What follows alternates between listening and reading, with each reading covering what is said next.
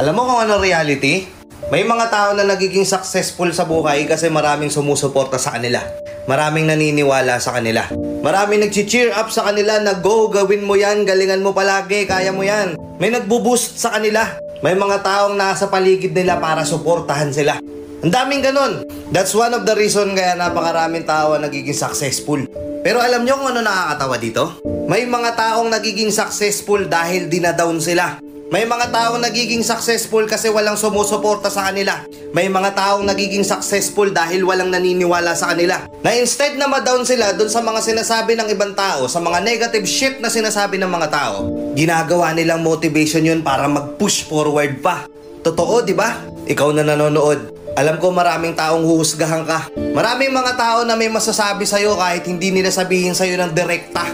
Palihim ka nilang pagkikwentuhan. Palihim ka nilang pagbubulungan. Ayaw nilang umangat ka.